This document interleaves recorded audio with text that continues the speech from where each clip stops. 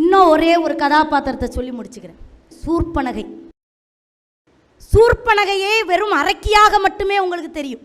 இப்போ கம்பர் அவளை எப்படி வர்ணிக்கிறார் என்றால், பஞ்சு ஒளிர் விஞ்சு குளிர் பல்லவம் அணுங்க செஞ்சவிய கஞ்ச நீர சீரடியலாகி அம்சொல் இல மங்கை என அன்னம் என மிஞ்சு வஞ்சி என நஞ்சி என வஞ்ச மகள் வந்தாள்.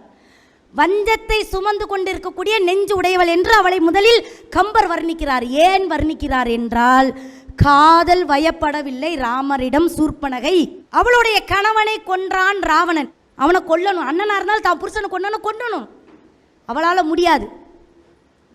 அப்போ அவனை விட வீரனால தான் முடியாது, ராமனால தான் முடியும். அதனால தான் அவன் மூக்க அறுத்தப்புற கூட எதனால் மூக்க அறுத்ததுன்னு அங்கே ராவணன்ட்ட போய் சொன்னானா, உனக்காக ஒரு பெண்ணை பார்த்தேன், அவள் அழகுக்கே தெய்வமாக இருந்தால், அந்த பெண்ணை நான் தூக்கிட்டு வரும்போது என் மூக்க அறுத்துட்டாங்கன்னு சொன்னான். கடைசியில் அழிவு கொடுத்தாலா கொடுக்கலையா? நல்லா புரிஞ்சுக்கோங்க. பொண்டாட்டியா அப்படின்னு கேவலமாக நினைக்கக்கூடிய இந்த ஆண்கள் இந்த சபையில் இருந்தால் இன்றோடு அந்த எண்ணத்தை மாற்றுங்கள். எவன் ஒருவன் பொண்டாட்டி காலில் உழுவுறானோ அவனுக்கு சபையில் என்னைக்கு வெற்றி இருந்துகிட்டே இருக்கும்.